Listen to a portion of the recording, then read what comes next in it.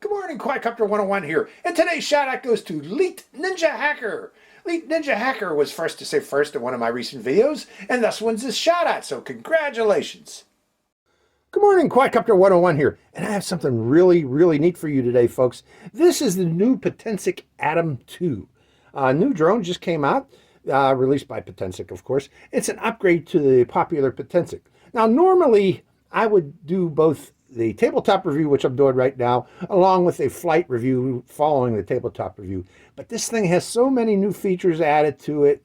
It's going to take me a good 30 minutes to talk all about it, folks. It's going to take a while. So what I'm going to do is break this video down into two separate videos.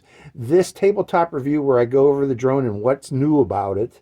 And then following this, then we'll do the flight review, a part 2 review. So it's going to be broken into two separate videos. Watch for the second video. It'll come out as soon as the weather improves. That's another reason I can't do the second review, the flight review right now. The weather's been terrible here in Erie, Pennsylvania this winter, but I'm waiting for the first break in weather. Then I'm going to take this out and fly it. Okay, let's start with what you get in the box. First off, I got the Fly More combo, folks. That comes with the extra batteries. I really recommend, if you are interested in this drone, consider getting the Fly More combo. You will want these extra batteries, and you're going to want this thing here. I'm going to talk about that here shortly. Okay, in the Fly More combo, you get a nice carrying case for the drone and all of its accessories. They do fit in here. Believe it or not, all this stuff does fit in there.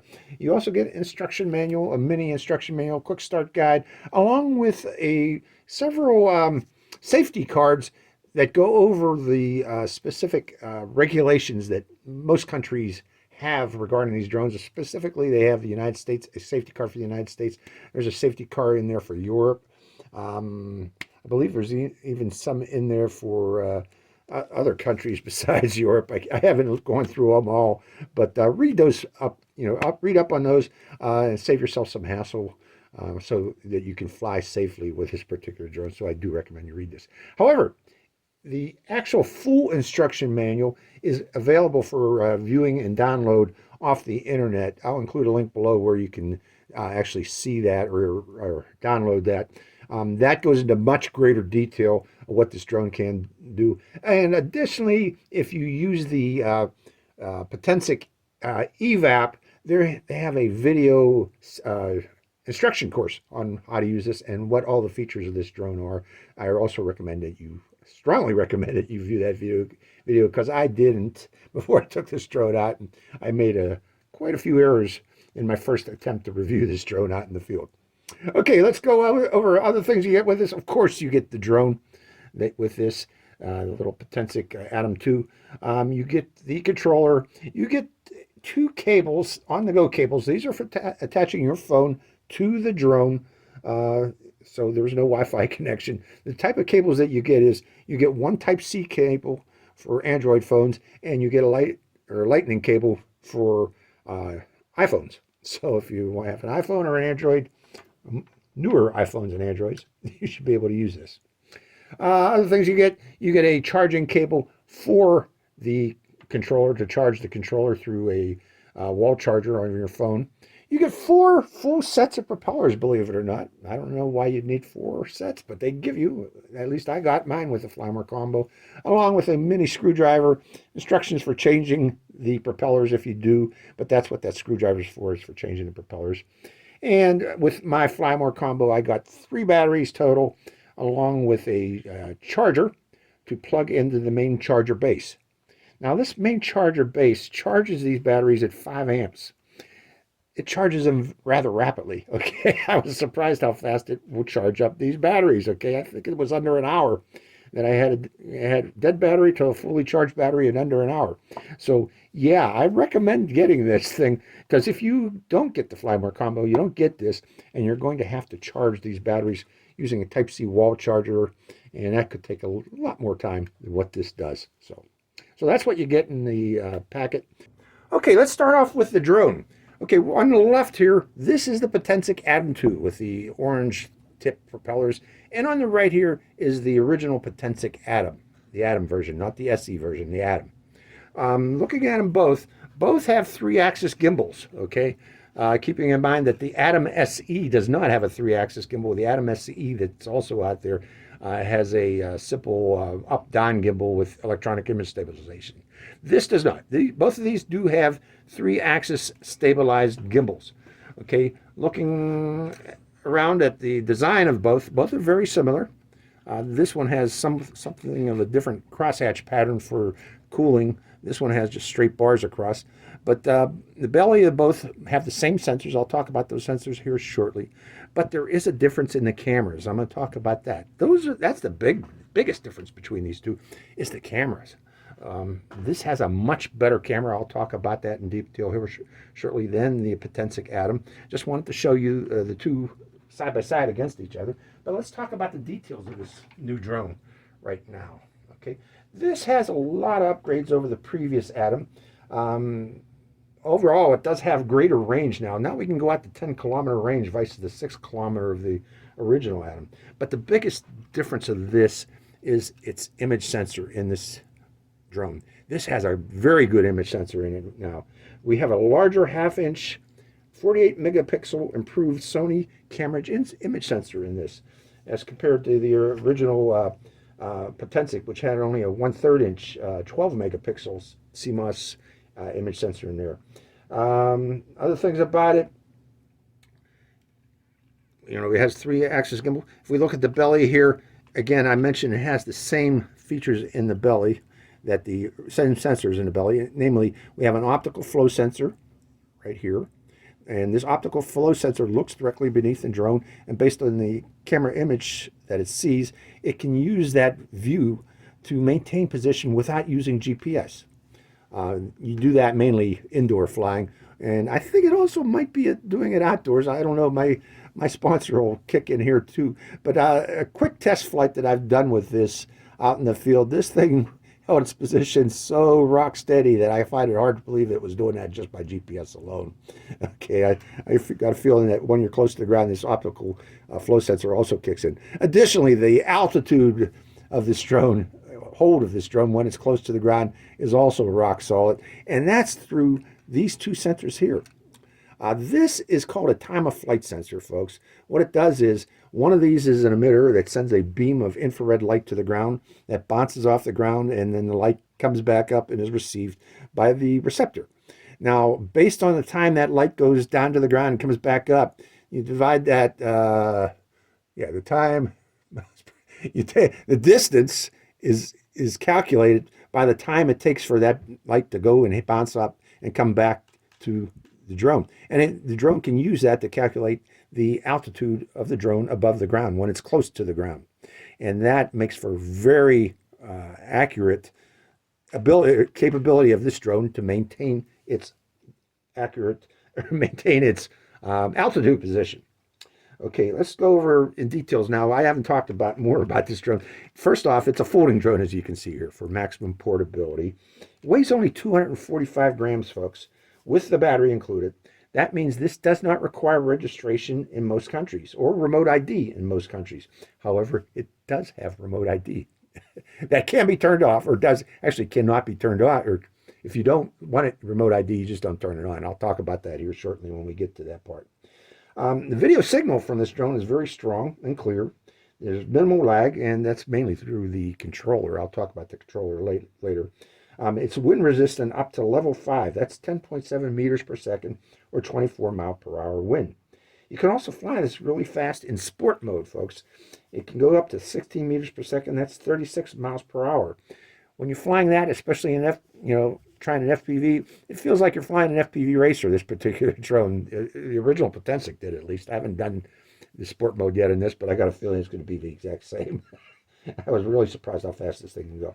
Now, again, I mentioned it has GPS, as GNS, its global navigation system includes GPS, United States GPS, Russian GLONASS, and also the Chinese Baidu system. So you have very accurate and very rapid satellite lock-on with this particular drone. Now, it has a new capability that this drone has that the original Potensic did not have. We now have dynamic homepoint capability. What that means is you can have this drone either return to its takeoff point or return to you say you're out riding your bike and you want this drone to be following you while you're riding your bicycle or your car or whatever, and you're farther than 100 meters away from your takeoff point, it would be a pain for the drone to fly back to its takeoff point, and you'd have to go back and pick it up there.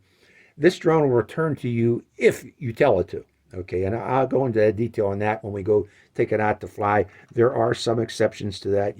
One of them being you and both the drone and you have to both be greater than 100 meters away from the takeoff point, but no greater than 500 meters. I don't know what the deal is with that. Maybe they'll update that in the future, but it says between 100 and 500 meters, both of you have to be away from the takeoff point to activate that. And also you have to activate it in the app too. You have to make sure that is activated in the app. Now, I have not mentioned yet, the battery on this particular drone is a 7.7 volt, 2230 milliamp hour battery, lithium ion battery. It appears to be the same battery as the Potensic Atom. It's the same capacity. However, the Potensic Atom was, if you look on its the battery case, the Potensic Atom said that it is a LiPo, even though it was 7.7 volts, which makes me think it really is a lithium ion on the original. So I tried, sticking this battery into my Potensic Atom and had no problem with it. So I got a feeling that they're both the same battery, just mislabeled as a LiPo on the Atom, vice lithium ion as it says on this Atom 2 battery. Other things about it, it now has 4 times digital zoom capability. Vice 3 times on the original Atom. However, to do that, you have to be in 1080p mode at 30 frames per second. It doesn't do that if you're in 4K mode or other modes. It only goes to 2 times digital zoom. I don't know what the reason for that being, because you'd think if in 4K mode that would be the mode that you'd use for the digital zoom to get the best effect out of it, but the way it's designed and set up right now is it's for the 4K or 1080p to do that if you want to fly that or use the digital zoom capability. Now I mentioned it has 3-axis stabilized gimbal along with electronic image stabilization, and that should provide very good, very sharp video. Now this takes video at up to 4K, and also you can also take it at 2.7K, and for both of those, the frame rates are available that are 25, 24, 25, and 30 frames per second for both 4K and 2.7K. 1080p has a whole slew of different modes that you can use at 24, 25, 30, 50, and 60 frames per second. Additionally, it has 1080p slow motion capability. I haven't tried that yet, but that sounds interesting. Other things about it, it can take still photos at 8K. 8K resolution is 8,000 by 6,000 pixel resolution. That's very high resolution, folks. Taking a picture like that, you should be able to zoom in and see details that you wouldn't normally see on just like a 4K image. Now, it's capable of saving those images in both JPEG format or JPEG plus RAW format, so you can have JPEG and RAW for you photo buffs out there. Now, the high-resolution video and photos are recorded to an onboard TF card. Let me pull out the battery to show you where that goes. Now, speaking of that card, let me pull it out there. I strongly recommend, since this is a 4K camera, that you get a card that's capable of recording. I don't know if it's showing up or not, probably not. But capable of recording in V30, or also known as U3 write speeds.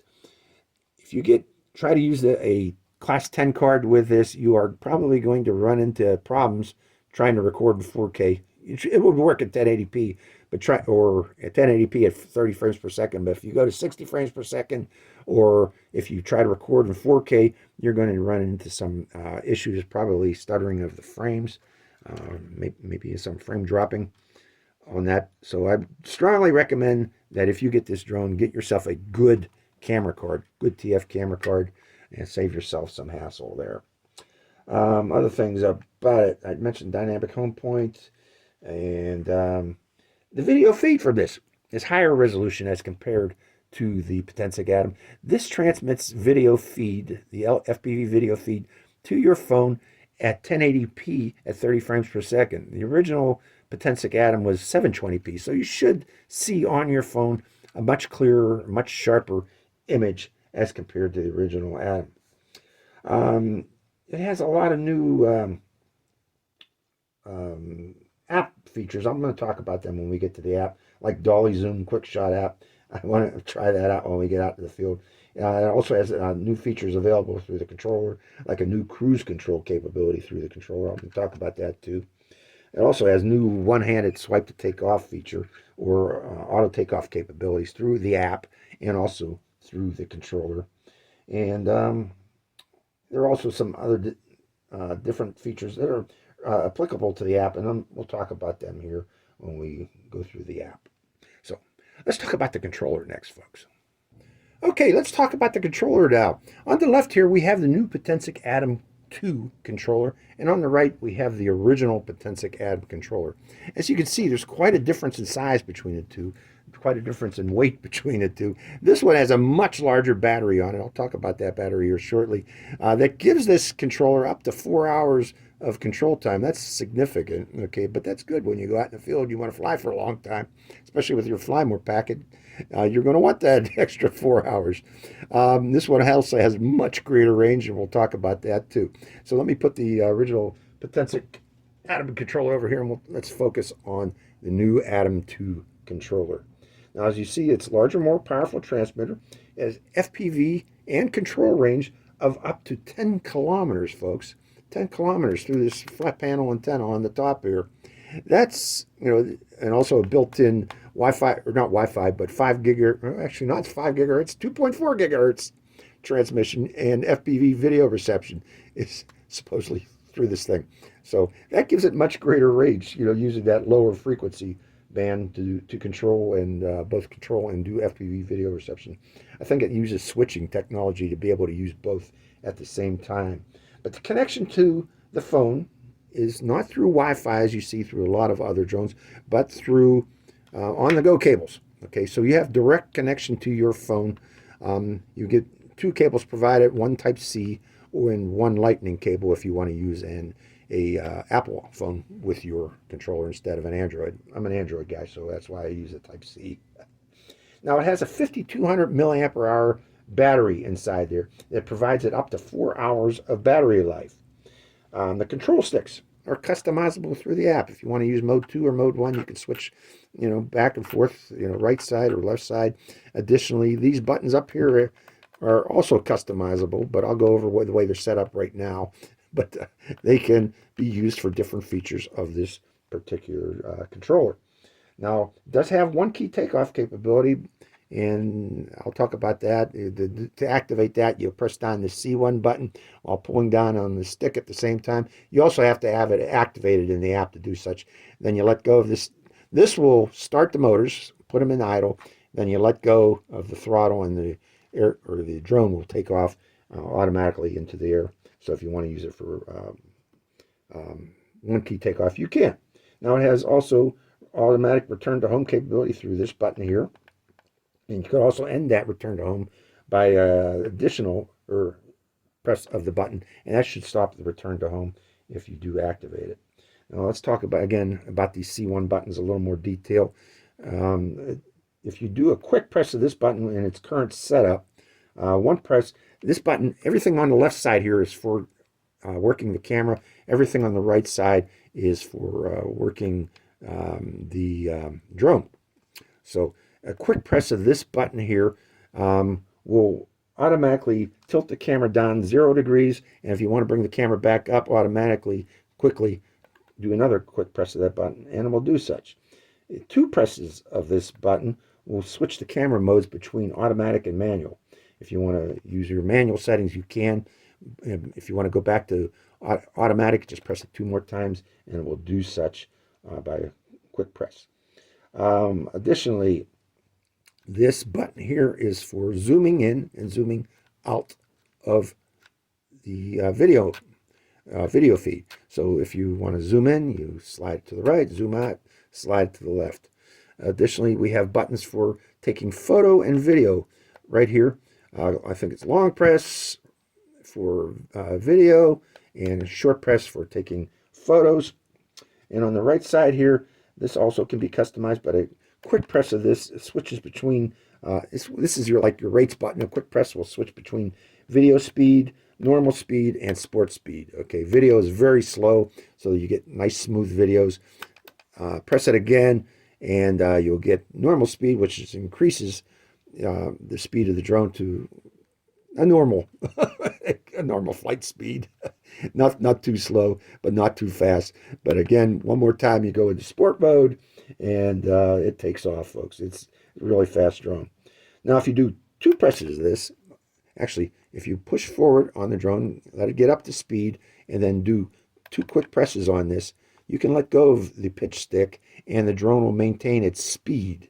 And you can turn the drone by moving left and right on this stick here, while that drone maintains its forward speed. If you want to stop that forward speed, do that 2 quick presses again, and it will come out of that.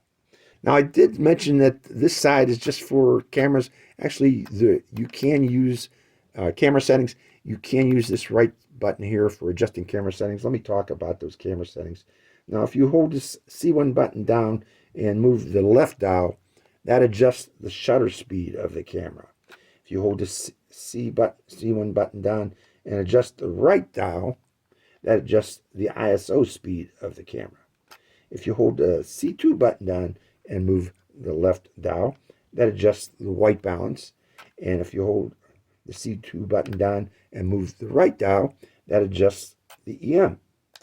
Now, I talked about this antenna let me go into this antenna in a little more detail. This is a very good directional antenna, okay? To get that 10-kilometer range, or you're not really supposed to fly 10 kilometers. Let me talk about that real quick, folks. Most countries don't allow you to fly 10 kilometers, including the United States. The idea of having this powerful transmitter is this will provide good video feed and good control coverage in cluttered areas and areas with a lot of interference. This should be able to burn through that interference so that you'll be able to fly this drone in such environments. But again, this is a directional antenna, and to get that good coverage and good signal, you need to point the antenna toward the drone when it's far away, out there past 100 meters or so. You should try to point this antenna toward the drone. And the way to know where the drone is in the sky so you can point it, that is done through the app, and I'll talk about that here shortly. There is a feature on the app that enables you to know exactly where your drone is in relation to you and help you point this antenna until you get the best signal. And we'll talk about that when we talk about the app. Okay, there's something I forgot to tell you about this, and that is the ports on this particular controller. You have 2 Type-C ports, one here on the top behind the antenna, below the antenna. You have to get at it, you got to move it down like such. In fact, that's what this warning here is about telling you to move the antenna down if you want to plug into that. And there's a second Type-C on the bottom here. Now, the Type-C on the bottom here is your data port, okay? This is where you plug in those on-the-go cables, okay? Your Apple one, or this one here, and for my case is my Type-C for my Android. And you plug it in there, and this plugs into your Type-C port on your phone, and then you plug it in or slide it in there like that. And then you can slide this open and install your phone into the controller. This slides open to a maximum distance of 7 inches. I don't know if a 7-inch tablet will fit in here because it'd be really snug, but 7 inches is the max width of this particular controller. Now, additionally, the Type-C on the top of this. This is not a data port. This is your charging port. This is what you use to charge your controller with that provided cable that they give you to charge it, okay, that gray cable. So again, this is your charging port, and this is your data port. Do not try to charge this through here, and do not try to get data through there. Okay, charging, data. Okay, let's talk about the Potensic Eve app. I'll bring up screenshots of the app as I'm discussing this. I'll leave these 2 out here for display purposes. But the Potensic Eve app gives you the capability of viewing FPV video from the drone. a live FPV video feed at 1080 frames per second, or 1080p at 30 frames per second. Additionally, it provides telemetry information that you can view on the app. Telemetry information such as altitude of the drone, how far away it is from you, airspeed of the drone, vertical speed of the drone. Additionally, it gives you the capability of adjusting the camera options on the drone. Camera options control. I'll include some of those up here showing what it can do through screenshots. I'm not going to speak about them all right now, but additionally, it provides optical quickshot modes. It has 2 new optical quickshot modes that the Potensic Atom didn't have, but the modes that it now has is Circle Me. It has Pull Away.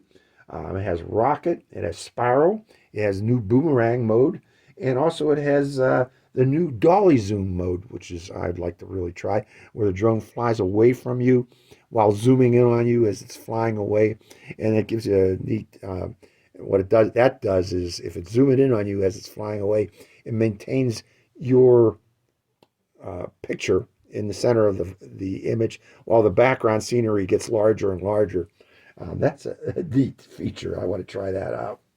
It has 3 types of optical follow me. I didn't mention that all of these quick shot modes and the follow me modes all are optically controlled. Okay, there is no GPS control. It doesn't use the GPS from your phone to do such.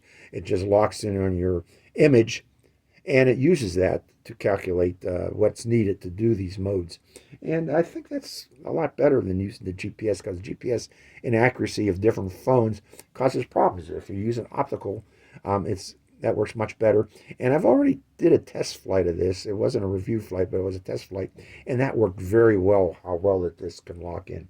But like I mentioned, it has 3 different types of follow me's, and those include parallel and regular follow. Parallel, I used to call that Hobson mode, where it stays a compass direction away from you, say south, and it maintains that position as you're walking along parallel to your position. It also has normal follow me, which I call DJI follow me, where it's like pulling the drone on a string, and it follows you from behind. But it has also spotlight mode. Okay, spotlight mode's been around for a while, but normally spotlight mode, it just maintains its position in the sky and follows you around, and you can't do much other than let it follow you around. But now you can move the drone around in the sky in spotlight mode, and that makes for some really interesting video where you stay centered in the image while the drone's moving around you. You can do circle me's automatically in spotlight mode.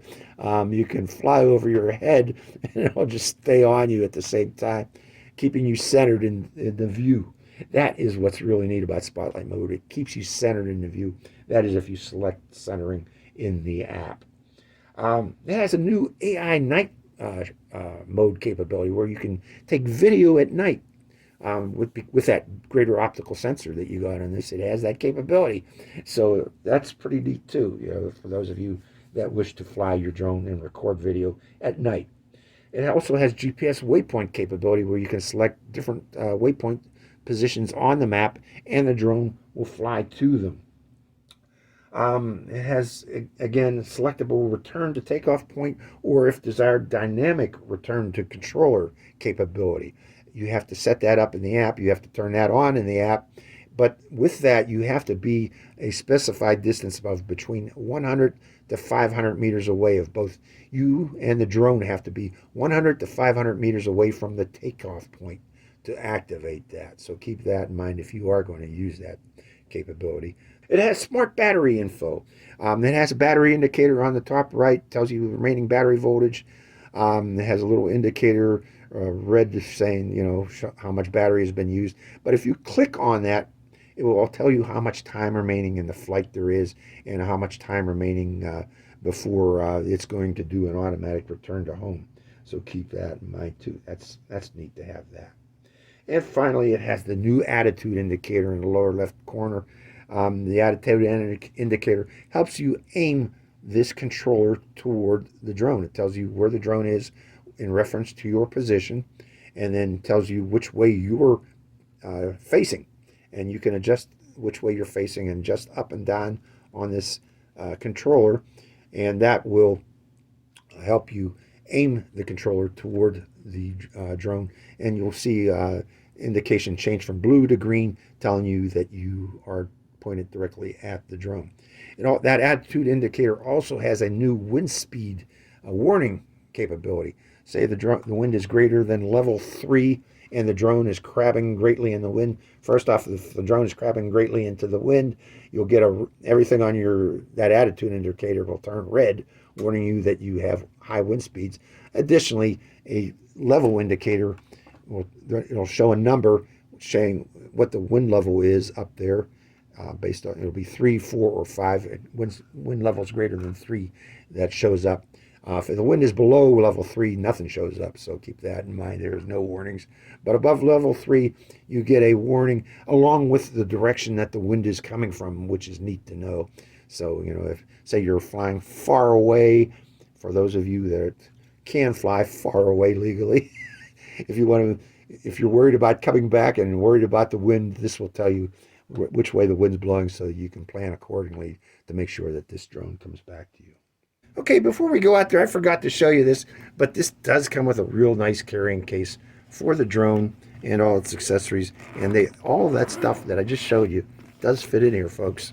Okay, so this is actually a really nice carrying case for the drone and its accessories. The charger goes there, controller goes there, drone goes there, and the charger power cord goes there, and all of the little stuff goes up here. So that is the carrying case for it. So now let's take it out in the field and see how it flies. So I hope you enjoy this flight. Hi, Quadcopter 101 here again. Hey, if you want to get your own shout out in one of my future videos, make sure you subscribe to my channel. It's real simple. Just go to my channel page and click on that subscribe. And also make sure to click that bell button right next to the subscribe button. That way you get notified when I release a brand new video immediately and give you a chance to get that first shout out. So give it a try, folks.